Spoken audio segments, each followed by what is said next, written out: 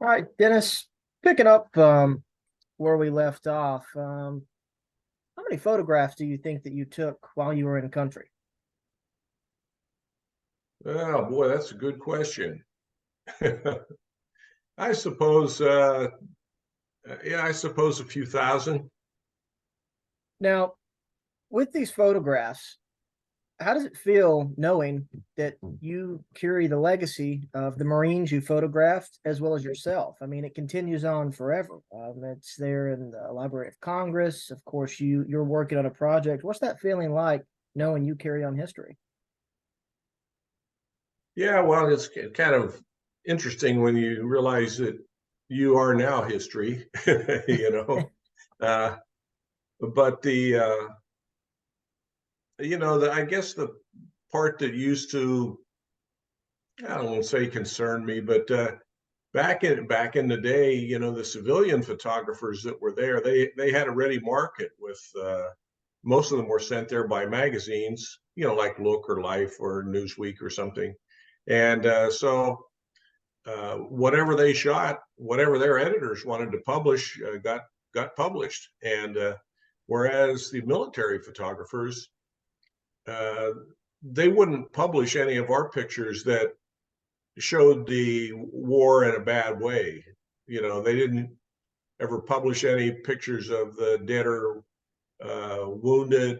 Once in a while, maybe a picture of a wounded guy being treated or something. But um, the real hardcore war stuff never saw the light of day. So Well, that's and why I have so many of those negatives still at home. It's all ones that the Marine Corps didn't feel uh, could be published or saved to the archives. So well, as a combat photographer, what's your opinion on the military at the time, and arguably probably still not wanting to show the horror of war, the reality of it? I don't know whether it was they figured it would be a morale problem either there in country or because the places they would our pictures they were never released. I won't say never, but seldom released to the civilian media. And the ones that were released were pictures of the guy with a puppy, and that kind of stuff.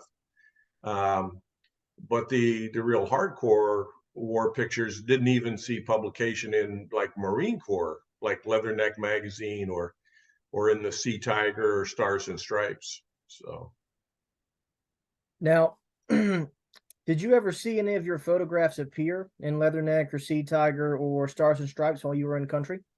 oh yeah, yeah. And what's that feel like when you see your photograph making it in the Marine Corps publication? Well, it was nice to know that they considered the work worthy enough to be used, uh, to illustrate stories like that Earl was writing or Bernie was writing or something. Sometimes they would just publish them as the problem with the Sea Tiger. Sometimes they would publish the pictures and then didn't publish the story till two editions later, or vice versa, and it was crazy the way they. Oh well. And the only people that really saw those publications back in the day were, of course, people that were in country. That's the distribution. Now, Stars and Stripes had wider distribution. So,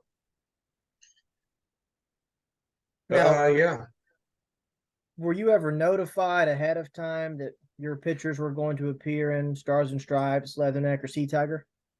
no, it just would random. I remember one time the lieutenant at the photo lab there says, "Hey, one of your shots is here in Leatherneck," and it was like it was 2 months old by the time the magazine got to us, but yeah, he was showing me. Of course, the Sea Tiger, it came out weekly, so the chances of, you know, you had a good chance of uh, picking up a copy and seeing your pictures in there. So, Now, when you weren't in the field, would you be tasked to take photographs of any award presentations or anything that was just happening in the vicinity of the area that wasn't combat related? oh yeah, we covered promotions and award ceremonies, things like that. Uh, or dedications of facilities that were built, as well as local Vietnamese things. You know, they're building a bridge or they're building a little dam or something, and the Seabees have helped them out or provided supplies. Uh, Another thing we would cover would be like various civic action programs. And the medical civic action programs or MedCaps were one of the things we covered a lot of. And, you know, this would be where a corpsman and somebody from the information office would go out in the field, and they would provide medical services for Vietnamese civilians. And that we were always swamped every time we went out to those things because you know, they were in desperate need of medical care. There was no organized medical care like we think of it in this country. So, Well, being that you witnessed this, how would the Marine Corps or whoever handle the medical care? How many docs would they send out to these villages and these areas? yeah, well, they didn't often send out doctors. Usually it was just a corpsman. And, you know, they were just handling minor stuff. I've seen everything from, you know, splinting broken limbs to treating bed sores. I remember this one kid had been paralyzed, and you know he was just laying in a bamboo bed all the time, and he had these terrible bed sores. But they would treat them for vitamin deficiencies. They would get them classes on personal hygiene, bathing their kids. You know, I remember one we had. You know, we gave them a lot of supplies and stuff, food supplies. And one of the things that we gave them was powdered milk. Well, the Vietnamese really didn't drink milk. And so they ended up using it to feed their livestock with. And then cornmeal was another thing that was kind of foreign to them. And one of our officers there who was from the South was teaching them how to make hush puppies out of the cornmeal. You know, so something they could eat. So yeah, there were all kinds of various things like that going on to kind of win the hearts and minds, as they used to say back then, of the people. Now, do you feel that these civilian programs aided in getting support from the local Vietnamese, and did it push that aspect of hearts and minds and winning? Yeah, yeah, I believe it did, and of course we were kind of like preaching to the choir because most of the places that they would go to conduct these things were friendly villages, or at least friendly to the South. So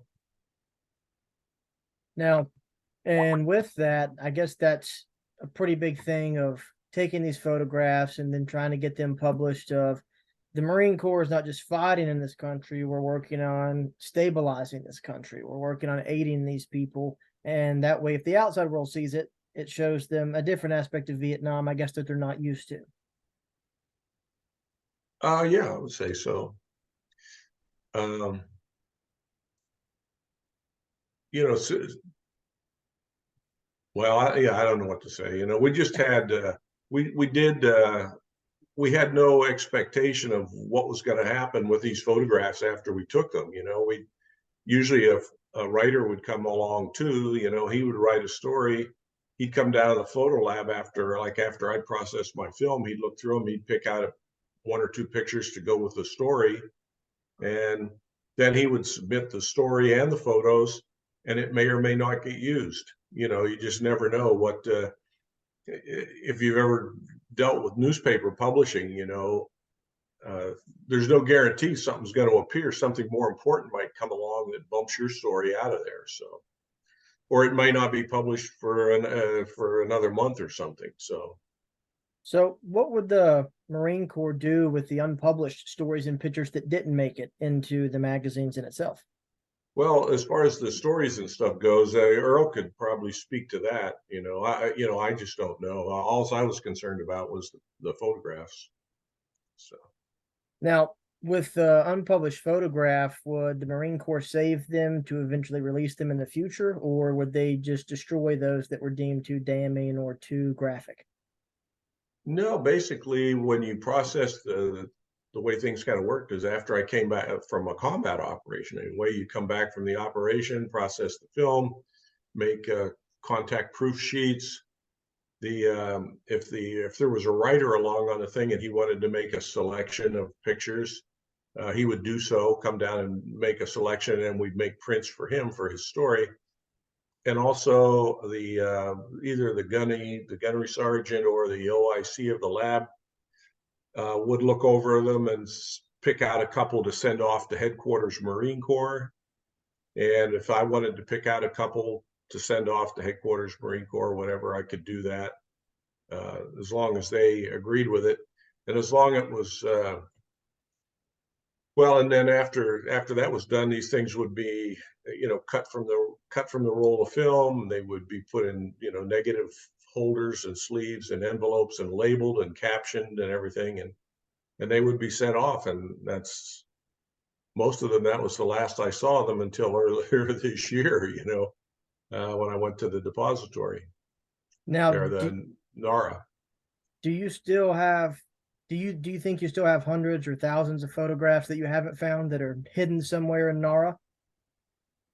No, I don't think so.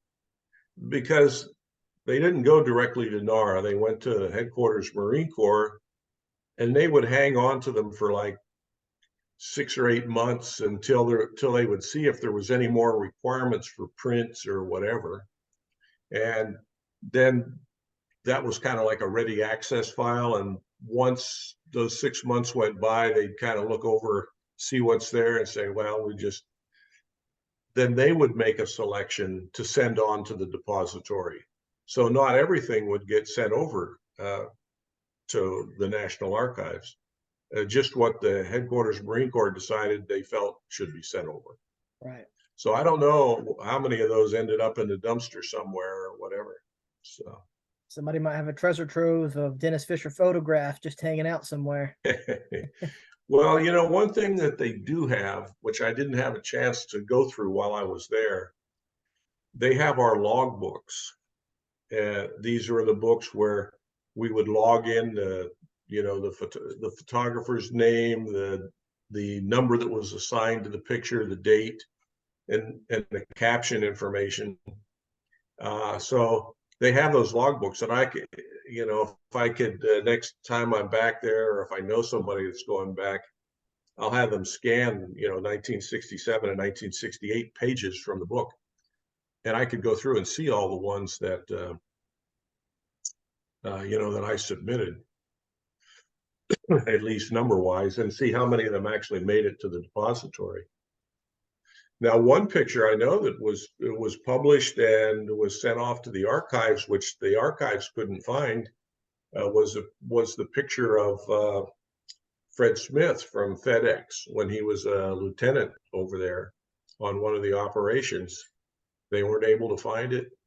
And another one, which I know they had on file, because I have the number and the little index card that shows a picture of it. Stuff was a picture of an HH-53 helicopter being offloaded that I took on Operation Houston, and they couldn't find that one either. So sometimes things get misfiled or misplaced, and you never know. Yes, sir. Now, speaking of operations, was Operation Houston the last operation you went on? I'm thinking of named operations. No, it wasn't, because Operation Houston was in, I think, maybe March. Houston went on for quite a while, and I know Earl was on it at different times, and so was I. But I think the last named operation I would have been on would have been Allen Brook, which was in May. I was on it in May of '68. Trying to think if there were any, a lot of these operations didn't have names. That's, just the nature of it. If it was usually battalion or smaller, they ended up not getting a name. If it was multi-battalions and included maybe Army units or ARVN units or something, then they would end up getting a name. Now, with Tet Offensive happening on 31 January 1968, you have a busy job as a photographer with the massive amount of contact that's taking place. So, from the photographer's perspective, what was the beginning of Tet like for you on what the hell's happening in Vietnam? Well, I had just got back to Vietnam. I had been wounded in September '67 and was in the hospital uh, till I guess it was late November, and then I came back to Vietnam just for a week or so because I had extended my tour for 6 months and I had 30 days leave coming. So I went home to take my 30 days leave so I'd be home for Christmas. And then I came back to Vietnam on January 17th, which was memorable because that was my birthday. So I came back to Vietnam and figured I'd, take it easy for a little while to get back in the swing of things because now I hadn't been in the field for October, November, December, and half of January. It'd been a while since I'd been out. So was figuring I'd take it easy. And then Tet happened and that all changed in a moment. So. And so we've talked about some of the operations in 68, but we haven't talked about Houston. So who did you go out with on Operation Houston? Hotel 25. They were located at the time they had just gotten out of Hue. They had been one of the big units that was fighting up in Hue.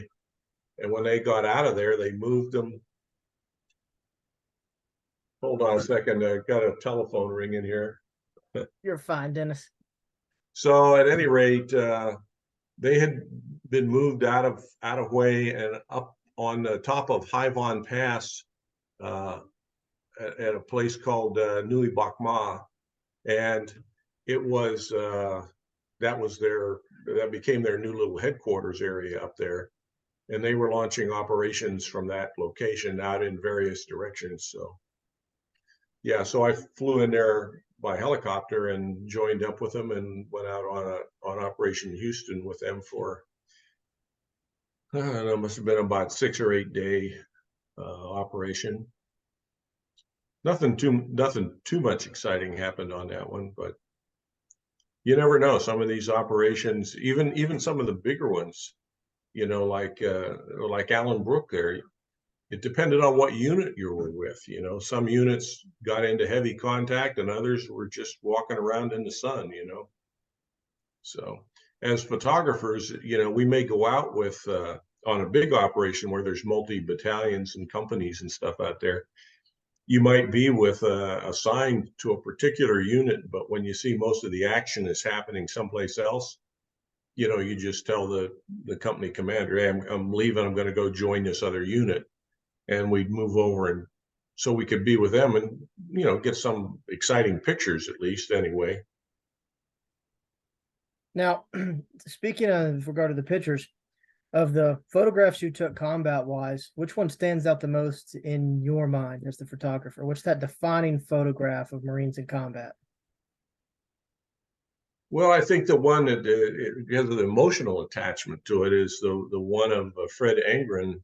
He was a corporal. He was an M60 machine gunner, and I was taking pictures of him in action, firing his machine gun when we got hit. And him and I and his assistant gunner, we were all wounded at the same time. Medevac together, shipped off to various hospitals. I think he ended up in Japan and finally back in the States. He was eventually medically discharged. I ended up in Guam. I'm not sure where his A gunner ended up, but it seemed like they shipped you. Everybody kind of went through the Philippines to Clark Air Force Base, and they did kind of an assessment of what kind of injuries you had and what condition you were in. And then they had hospitals throughout the Pacific, that special military hospitals that specialized in various things. So my wounds were, in my leg. So they sent me off to a place that was orthopedic, specialized in orthopedic kind of injuries. So. Now, when did this take place approximately, this wounding incident? I got wounded on September 29th of '67. Was with the with the Lima Company, 3rd Battalion, 7th Marine Regiment on a little operation called Operation Zippo. And they had a lot of these Zippo operations, and they kind of called them that because the whole idea was to search out and destroy enemy base camps. And they were all made out of bamboo and grass. So, I mean, the way you got rid of them was just to light them on fire and burn them down with your Zippo lighter. So, or a flamethrower. We used flamethrowers. I followed a flamethrower team around actually for several days, hoping to get some shots of them in action using their flamethrower. When it finally came time to use it, all the pressure had leaked out of the tanks, and so nothing happened. There was no gas to push out or no compressed air there to push out the napalm. So they ended up taking out plugs out of the tank and just dumping the stuff on the area they wanted to burn. Not very exciting picture that way. Now, speaking of wounds, you were wounded with Lima 3-5. Who else were you wounded with? I was just wounded once. Just once? Yeah. And how would you describe that to somebody that's never been wounded before? What's the feeling like, the pain level? It just initially just feels like you got hit real hard, like somebody punched you. I got hit in the thigh and the knee and the foot. Kind of felt like somebody really hit me real hard. And there was no searing pain or anything like that. But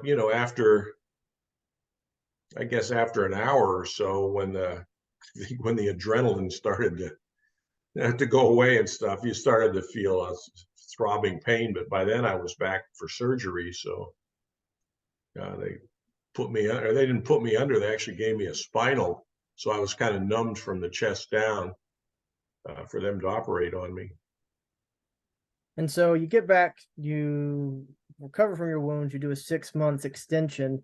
And when were you supposed to leave Vietnam after that 6-month extension? I was supposed to leave I think I ended up leaving in the middle of August. Is when I went over there initially in December of '66, and so yeah, it seemed like a long time with that 6-month extension. The whole thing was with the extension. I had been with a security platoon when I first went over there because of a misassignment problem, and our location was just up the hill from the photo lab, and I had made a lot of contacts down in the photo lab. And so when it came, and I don't know if I related this story before, I probably did, but I'll kind of repeat it here. When I tried to get transferred into the photo lab, they basically told me that's not going to happen. And unless I wanted to extend for 6 months, and then I could try again with the 6-month extension. Well, when I went in to fill out the papers to extend, they pull out my service record book, and the career advisor there says, well, it says here that you were supposed to go to officer school and you weren't old enough. What happened? And I told him, well, you had to be 20 years old when you were commissioned, and the class I would have gone to was going to graduate in December of 60, what would that have been, December of 66, and I wouldn't be, 66, and I wouldn't be 20 till January of 67. So they just told me to reapply at my next duty station. Well, my next duty station's Vietnam, and I was kind of caught up in all the stuff going over there, and I just didn't bother to do it. But yeah, he said, so here's what we can do. He said, you can either just finish out your tour. You have about 6 months to do left, in country at the time. He said, or you can extend for 6 months and we'll try and get you into photo.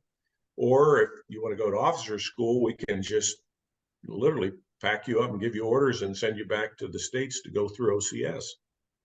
Well, I'd been in long enough, and now I'd been wounded, and I wasn't so sure I wanted to make a career of all this stuff. So that's when I picked photo. I really had a love for photography, and I picked the extend for 6 months to go to photo. Tour number Now, 2. with your operations in July and August of '68, what were you doing those last 2 months in Vietnam with your tour? Still going out on small operations, and I was going out with Delta 15 a lot. They were doing tank infantry sweeps south of Phu, going out on helicopter missions. Actually, I was on a helicopter gunship, literally in the middle of while we were shooting at the bad guys, the helicopter guys, where I was taking pictures. And when they peeled up and pulled over in their helicopter, kind of pulled out of the action for a second, they handed me a headset, and they said, it's your commander. And so on the headset, he tells me, tell the helicopter guys to drop you off back here because you're going home. And I said, well, no, I still got a week to go. And they said, no, they're going to send you early. I said, but I had put in for R&R to Australia for the last week I was going to be here. And they said, well, you can forget that. You're going home. So, so they actually sent me home about a week early, and never did get to go to Australia. Never got to go on R&R the whole 18 months I was over there. Wow. So Now, with the orders of going home, whenever you went back and got your kit, what did you bring back home with you from Vietnam? not very much. I mean, the Marines, you just didn't pack up your stuff and, go back to the States. They sent you through, we went through Okinawa. And when you got to Okinawa, you took your sea bag, and they had these big bins, and you dumped everything out there and emptied your pockets and everything. And they went through everything you were trying to bring back, and anything that was considered dangerous or not allowed or whatever, they just took it, and that was the end of that. So guys that were trying to bring back, like live hand grenades or, who knows, or weapons and stuff. You could bring back some things if you had the proper paperwork, like I brought back a Chi-Com grenade, and it's deactivated, and I had gone up and got the paperwork from they have like I forget what it was called, but it was like for war trophies and souvenir kind of things. And they would give you the paperwork that allowed you to bring these things back, certifying that they were no longer dangerous or whatever. But like, you couldn't bring back machine guns, or captured machine guns. You could bring back, a lot of guys brought back SKS rifles and stuff like that. But no, I didn't bring back very much. And my pictures are what I brought back. My negatives, all the stuff that wasn't used by the Marine Corps. I brought all that stuff back, which would have been probably 90% of what I shot. Although some of it got lost when I was wounded. They never know if you're coming back to Vietnam or not, when you're sent out of country to a hospital. So they pack up all the people at your unit. They inventory and pack up all your stuff, and they send it to a central warehouse place on Okinawa. So when I found out I was coming back to Vietnam, I went down to this warehouse to see if I could find where my stuff was, and they located it right away. And I started going through it, and it had been in these Vietnamese wooden footlockers. These are local made things, and they were not sturdy at all. They weren't meant to be shipping containers or anything. And it was cracked open, and I noticed some of the negatives were just gone, and some of them were severely damaged. They'd been like hanging out of the edge of the box. And I also noticed that none of my personal cameras were in there, which really pissed me off, because then I thought, somebody back at the lab stole the damn things, and they figured I wasn't coming back, and what was I going to do about it? So, but as it turned out, when I did get back, they had my cameras. They kept them there just to protect anybody from pilfering them. The officers, the lieutenant had them in his office. So At least they looked out after your stuff. Now, yeah. when you went to Okinawa, how long did you stay in Okinawa before they put you on a plane back to the States? Usually just about 3 days or so. It wasn't very long. And on your plane ride back to the States, did you know anybody else on the plane that was returning home from Vietnam? No, no, I didn't. The only time I ran into anybody I knew was when I was coming back from the hospital from Guam. The same thing. You got to go through Okinawa, and they were taking us out on buses out to the airfield. And since I'd been promoted to corporal while I was in the hospital, I was now an NCO. And they put me on the NCO bus. And I'm just sitting there as the guys are filing on, and coming down the aisle was one of my drill instructors from boot camp. And he finally got tagged to go to Vietnam. He was on his way to Vietnam. So, yeah, he remembered me right off. He says, "I'll be damned, Fisher. I can't believe you're a corporal already." I mean, he was in the Marine Corps.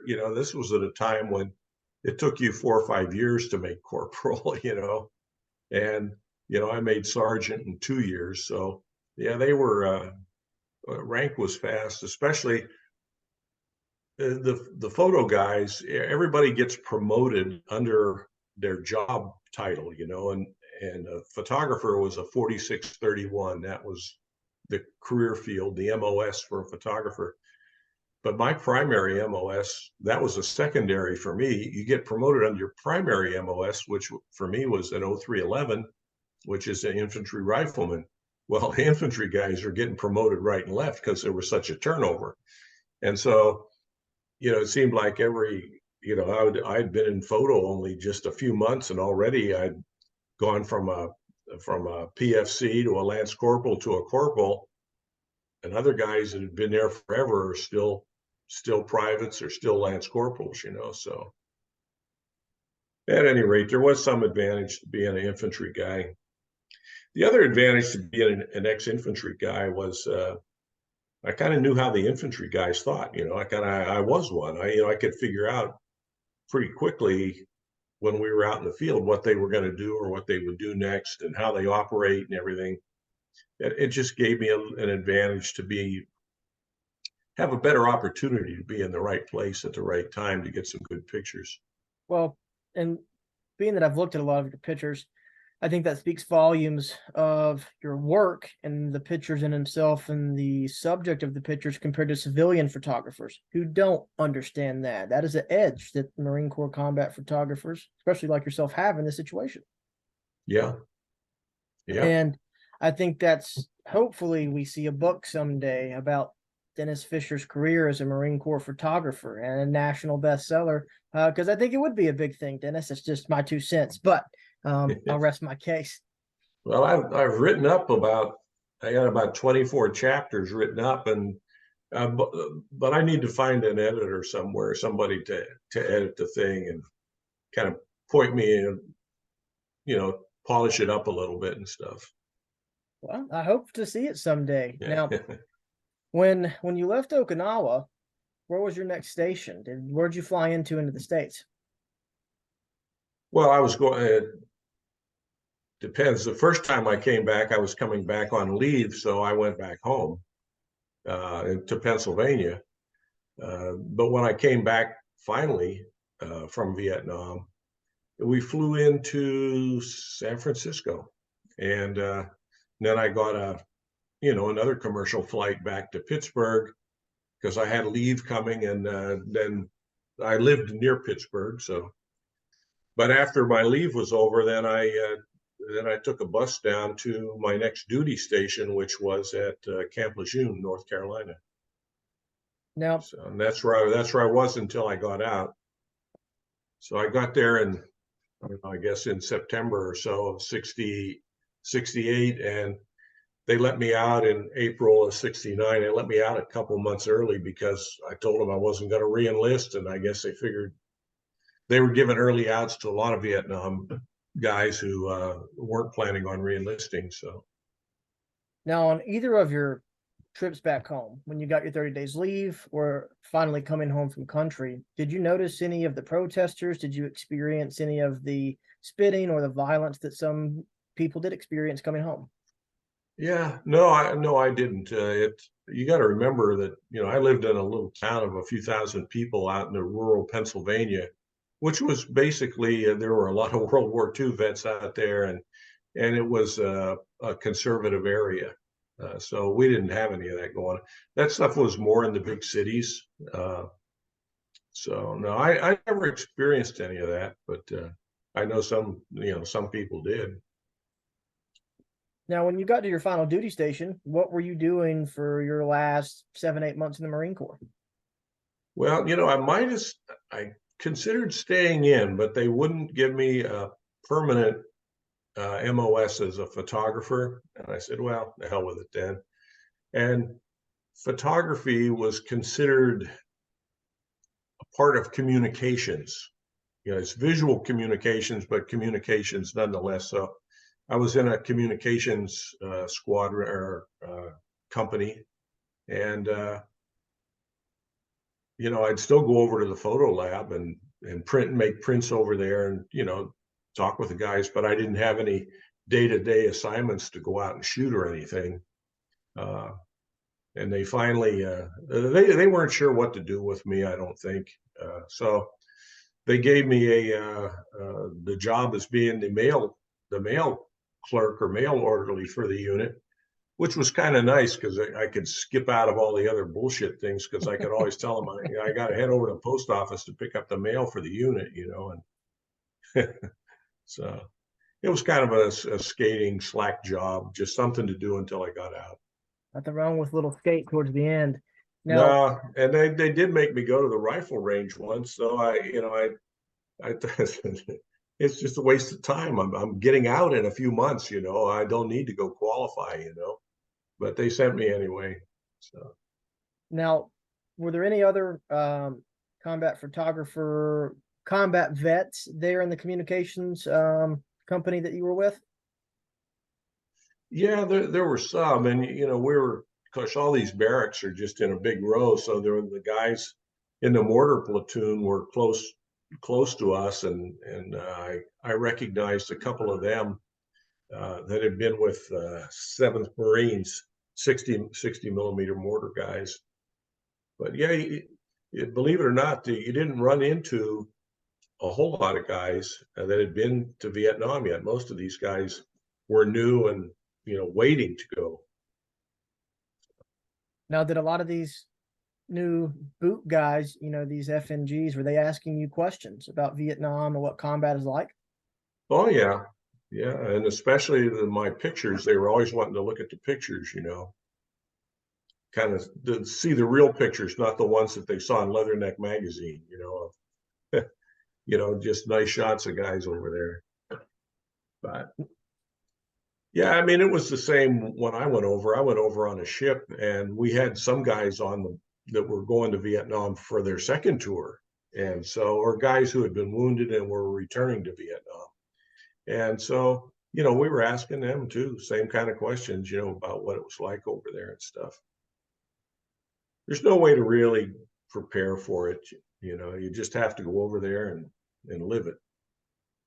Now, and I want to come back to that statement towards the end of our interview today, but while you were at Lejeune, were you still keeping up with any of the Sea Tigers or the Camp Lejeune Globes and what was happening in Vietnam, looking for familiar names and units? No, not really.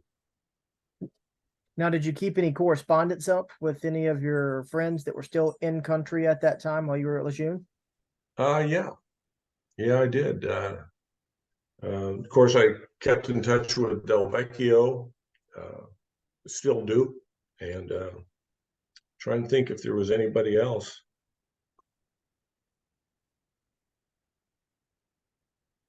No, kind of, the thing that I kind of felt like the odd man out over there was all the guys in the photo section, most of them knew each other. They had been to photo school together, or they had been assigned together, or whatever.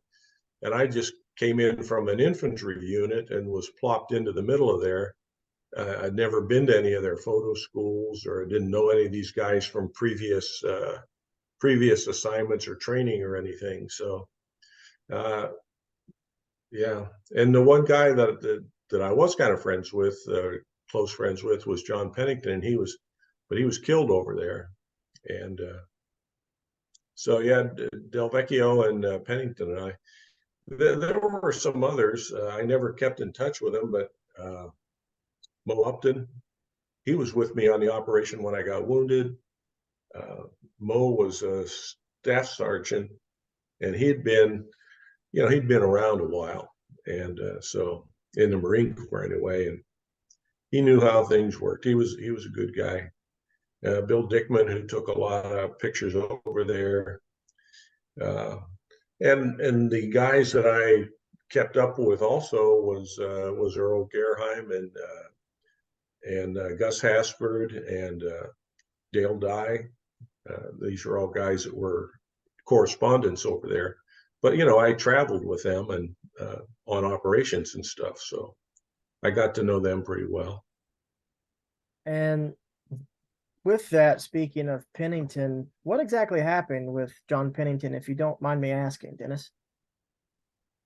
Well, I was stationed with Task Force X-ray up at Fubai at the time, and he was down in the lab at Da Nang, which is about 60 miles south of Fubai. And him and Ed Sullivan, another photographer, came up on a convoy that was heading over to Quezon, and they came up and they stopped at Fubai to refuel the trucks and I think to offload some stuff and pick up some stuff that they were taking forward on the trucks. And so while they were stopped, they came over to the ISO hooch where we were working out of, and so we had shot the shit for an hour or so till it was time for them to leave. Just kind of catching up. There were no cell phones or anything like that back then, and the only way you could find out what was going on was basically to find somebody and talk to them in person, in country anyway. And so at any rate, when John and Ed I walked with them back over to the convoy, and they got on the truck, and I said they would stop by and see me again on the way back down. And but the next day, we got word that they'd been killed. Their convoy got ambushed along Route 9 on the way out to Quezon. So yeah, that's what happened to John. Now, was Pennington the only combat photographer from the Marines to be killed in action from the 1st Marine Division? Well, no, Ed Sullivan was killed with him. And Sullivan as well. But were those the Yeah. only two? I'm trying to think. There were trying to think if there were any killed before I came over there. I have a list. I don't have it handy here, but there were 12 photographers killed, Marine photographers killed in Vietnam, or who died in Vietnam. One was killed in a plane crash coming back from R&R, and one died of disease, but the other 10 were all killed in action. And recently, and you may have seen it on the Facebook page there, we got a request from Sergeant Gelb's Gold Star family trying to track down photographs of him. He was killed over in Vietnam, and I was able to track down some pictures from the archives and get them to scan them for me, and so I made up some presentation prints to send off. I sent them actually to Dale. Dale knew him a lot better than I did, and to present to the family. But I'm trying to think. The one Perkins who got the Medal of Honor, he died in, I think I was in the hospital when he was killed. I think he was killed in October. He was on Operation Medina. I forget the exact dates for it off the top of my head, but it would have been probably in October or November '67. But he was 3rd Marine Division. Gelb was 3rd Marine Division.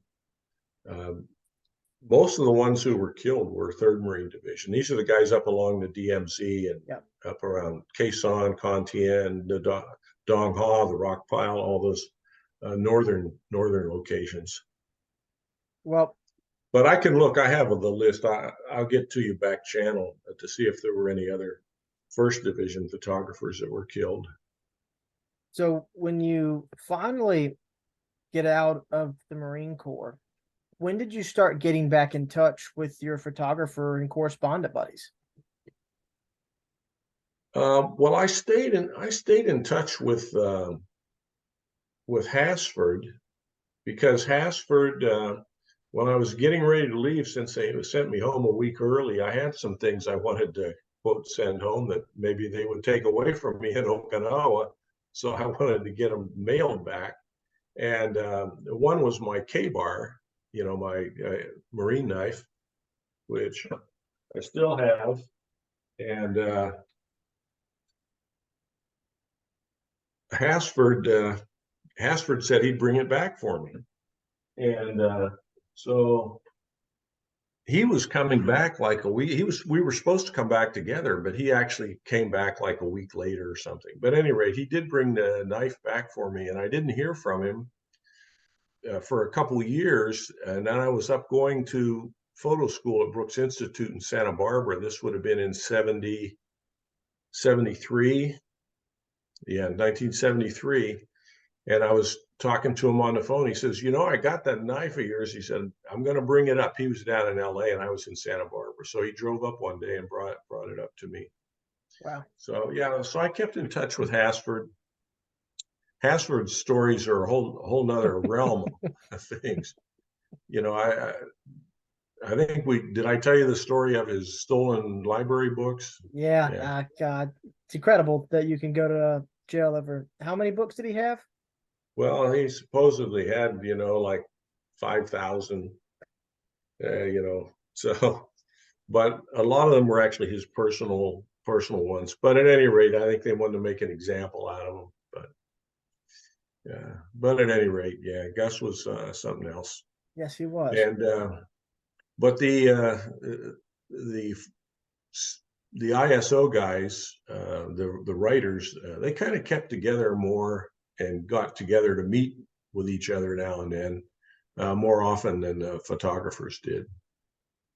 I never did go back to any of the Marine Corps photographer reunions because once again, I felt like the odd guy there. I kind of flew in, did my thing for a year and a half, and was gone. Where most of these other guys had made a career out of it. Well, and of course, getting out of the Marine Corps and then, of course, going to college after that, did you experience any aspects of PTSD? Did you see the aspects of people protesting when you were at Santa Barbara and people who were against the war? Well, by the time I was going there in '73, I think the war was over by then. Correct. So I forget the date it actually ended, but and there were a lot of, believe it or not, there were a lot of other vets at Brooks who were there on the GI Bill, like I was, who were Vietnam vets. So some of us hung out together. Now, and with that, when did you talk about the war to your family or to friends when you came back, or did it take a while? Um, well, when I first came back, I was, of course, really excited about all the stuff that had happened, but you realized when you're trying to talk to them about it, you see their eyes kind of glaze over, and they have no idea what you're talking about. It's kind of like having if you'd been in one of the fraternities at college or something, and you're talking to some kid who's never been to college and telling him all about the parties at your fraternity and all the stuff that goes on and stuff, and he has no frame of reference. And just like these people had no frame of reference, the only ones that possibly would have, understood a little better, like my dad, who was a World War II vet, and any of the other vets, World War II vets that I talked to. But yeah, I kind of gave up trying to talk about it pretty quickly when I realized people just didn't, they couldn't understand. And so that's why often today you just see the vets talking to each other about their experiences because we know what they're talking about. They know what I'm talking about. So, Well, and that's one thing I've learned of getting, especially Marines, to open up to me is by attending the reunions and showing that I am trying to understand and to learn and to get a bigger picture and to understand their story. I think in many regards that's opened up doors for me because one, they see that I care, and two, that I am willing to try to take this and utilize it and bring it into my classroom. Yeah, yeah, and I guess what the hardest part for anybody who wasn't there to understand it, it isn't just the experience of combat or something. It's all the stuff that goes with it. I'm not getting any decent food for periods of time. The heat, the humidity, just the smells. These trigger memories as much as anything. Smells do, and so all the other stuff that went on. Uh, you know, that's the stuff that's the stuff that only other guys who were there can understand. So Well, and speaking of the triggering and the memories, have you ever been back to Vietnam since the war? no, Delvecchio and I were going to go back, and we were making our plans when the SARS epidemic broke out. This was some years ago, and so actually got a thing from the State Department telling us, warning us about it and saying that, if you get sick over there, you can't come back to the States until you're cured. And if I don't know about getting cured in a Vietnamese hospital, but so at any rate, so we ended up not going. But of course, Dell started a charity over there, and he's been back a number of times. Um, I had been contacted by an organization that takes vets back to Vietnam, but that fell through for some reason. I don't know what it was, but I haven't heard anything more from them. And as you get older and older, you just think, you know, that's it's a physically strenuous thing to do, and we're getting too old for some of that stuff. Yeah, and that's why I'm trying to get as much information from you guys as I can before it's lost. Because with Agent Orange, your Vietnam generation is dying out faster than the World War II generation did, just statistically. Yeah, And for yeah, historians, it's alarming. We've got to take what we've got. yeah. Now, um, do you plan anytime soon to possibly attend any of the reunions of the guys from 3-5 or the 7th Marines if you get any invitations while you still can? Yeah, I went to one for the 27th Marines, and but I haven't been to any of the other ones. So, I mean, I could go. I could get in touch with these guys if I wanted to, but I just haven't really felt up to it, I guess. Now, and with that, do you still have, of course, people trying to reach out to you about photographs of family members and or anyone in that regard as well? Yeah, I've tracked down probably 12 or 14 guys from that I photographed, and gave them uh, presented them with pictures of themselves, more for their family, because some of them had passed away. Some were killed in Vietnam, and I actually tracked down their relatives. Um, some have already died, and I had no idea who any of their relatives were. So trying to track these guys down is tough. Like you said, they're starting to drop off the end of the conveyor here. So Well, and to finish today's session out, you mentioned the point that there's nothing that can prepare you for going to Vietnam in combat. You're a combat veteran. You've seen it through the lens of an infantryman and as a photographer. Do you believe now, after the war, is there anything the Marine Corps could have done differently to help better prepare you for Vietnam, or did they get you as ready as you could possibly be? no, I think they did as good as you could be. Actually, when you as an infantry guy, first you go through boot camp, which is just kind of general basic training, and then you're sent off to whatever school your MOS dictates. So I went to advanced infantry training because I was an infantry guy. So, and that's supposed to prepare you for, going into combat. But they didn't just send us straight to Vietnam from there. They sent us to Camp Pendleton, where they had even more infantry training that was information that they had kind of gleaned from the actual fighting that had been going on in Vietnam. Try to teach you the very best stuff they could before they sent you over there. So, Sir. so yeah, I thought they did as good a job as you can expect to prepare somebody for that. But even at that, after I was over there for a year or so, and you see some of these new guys come in, you think, man, they just have no idea what they're getting into. You're just not ready. So the best the new guys could do was kind of hang back and follow the example of the excuse me, of the guys that have been there for a while. And that's what, of course, every Marine combat veteran has told me is the exact same thing that, of course, you just shared with me as well. Yeah. And so, per usual, Dennis, thank you for your service and welcome home. And so I'm going to stop our recording